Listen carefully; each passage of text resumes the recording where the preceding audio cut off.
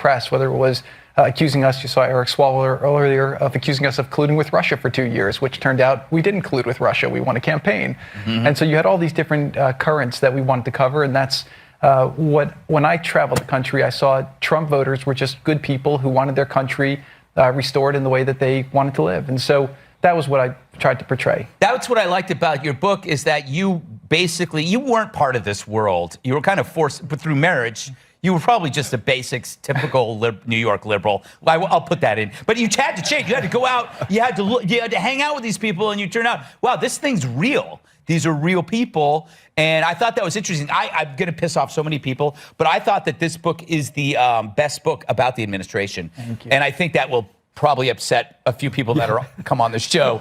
Just because, like you were talking, you explain behind the scenes of a lot of stuff that I I wanted to, like the Middle East peace process. You knew nothing about this. You didn't even know you were going to work on it.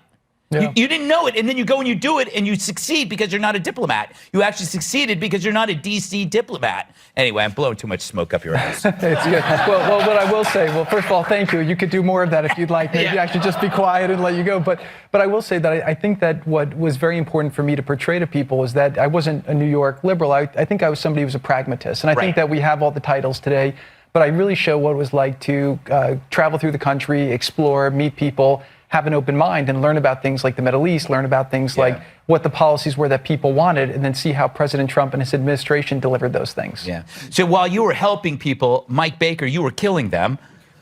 Only the ones that weren't helping. Yes, exactly. That's all right. You only kill the bad people, Mike. Is that what you do? What would you like to comment on? How about Ms. Paulson? I mean, corny, but really good. Yeah. I mean, first of all, if I might say, your work on the Middle East policies, well done.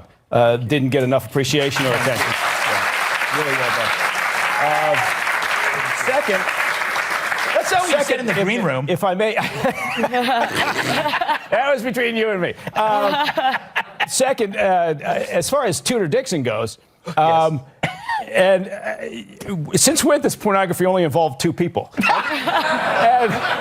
and no, such a good point. Yeah. And no llama. I mean, what kind of porn is she watching? But yeah, and as far as Linda Paulson goes, God bless her. She kind of reminds me of my mom in a way. Rest her soul. But if you're a white person and you decide to turn your campaign ad into a rap video, then be prepared to get kicked in the ass, right, on social media, which is what happened, and then move on. Fine. I think, hey, it's fun. Honestly, I don't think we're going to see a lot of these from her. So that's a safe prediction, Mike. She's a one-hit wonder. Yes, she is. She is. How about you, Kat? What did you make of her performance? Yeah, I just feel like if you're going to do a rap, you should ask yourself first, is my name Linda? Then if it is, you got to be prepared that maybe the reaction's going to be mixed. It was cringeworthy. And of course, I say this as somebody who, I don't have enough rhythm for the choreography in a Soul Cycle class. And that's not so much a joke as something I had to learn the hard way. But, she didn't really seem to be trying. No, she clearly recorded that one time with no thought of rhythm or cadence or anything else. I can't believe you're seriously criticizing this. I was more critical of the music. I thought the music was not as good as her voice. Seriously critical is really an overemphasization of how much I care.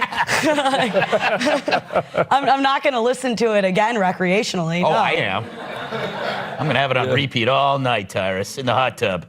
You know what I'm saying? No. No.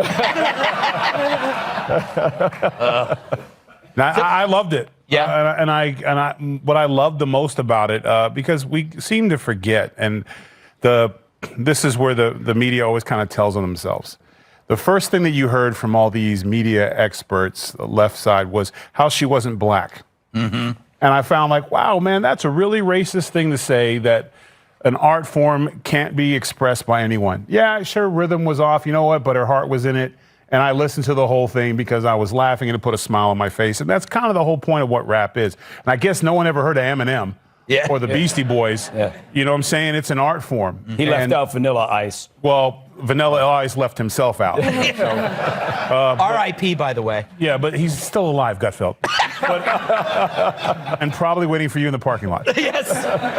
but the point is like this is what we see. Yeah. Somebody does something out the box, and the first thing that the left does is they remind us all that like, whoa, only black people can do that. Says who? Like, good for her. Linda proved it. Yeah, no, but hey, rhyming Constitution is hard for anybody. Exactly. Okay, It's true. And she did it. And you know what? I know exactly where she stands on everything. You find another politician right now where you know exactly where they stand. They should all be rapping. You know it. We all know where she stands, where she's about, how happy she is. Both her hips work. Yeah. Like, she had a lot of things going on. Good for her. Yeah. I hope she does another one. Excellent point. You know what? When I host the Fox debate in 2024, which I haven't told anybody yet, I'm going to make I am hosting the Fox debate. Tell them drop 16 bars. Go. What do you got? Oh, no. I'm going to have all the candidates rap their. That's what 16 bars means, Gutfeld. Oh, geez. You want to criticize her? Such a boomer. You want to criticize her and you don't even know the language? This guy. That's not what I meant. Rap. Yeah. Well, just seems to me you're getting your ass kicked here. Yeah. I'll go back to Idaho. Okay. Up next, you'd think these hosts were dropped on their head, given the dumb things they said. First, during a discussion of potential 2024 Republican presidential candidates, Sunny Hostin accused Nikki Haley, who's the daughter of Indian immigrant parents, of using a white-sounding name. Yes, a woman who calls herself Sunny accused another woman of a made-up nickname. She's funny. I'd love to see Nikki Haley. I'd love to see Liz Cheney. I'd love to see Nikki Haley, the chameleon, and Liz Cheney, who's not the savior. I disagree. I think that Nikki Haley was an incredibly effective governor of South Carolina. Wait, Alyssa, I have a question for you. Aside from Ron DeSantis, a lot of people don't go by their actual real name. What is her name? I believe it's, I don't want to mispronounce it. It's Indian, but her background's Indian. Doesn't necessarily, I think if she leaned into. A ton of people don't go by their color name. Wait, a serious. What a festival of stupid. I didn't realize how bad that was. Yes, a discussion of why women of color need to lean into their real names on a show co-hosted by Karen Johnson, AKA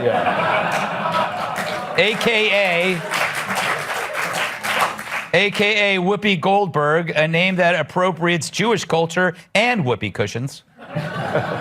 Surely Sunny won't double down on the stupid, will she? Nikki Haley's gone by Nikki since she was a child. It's documented in high school. I wouldn't be shocked that as an Indian woman growing up in South Carolina at that time, she actually did to avoid prejudice. So I just want to be careful about critiquing her for going by the name she's always gone by. There are some of us that can be chameleons and decide not to embrace our ethnicity so that we can pass. Sunny, I don't think that's fair. You go by a different name. Yeah, I didn't want to be the one to say it. Most Americans can't pronounce Asuncion because of the undereducation. Nimrod is hard to say. What a jackass.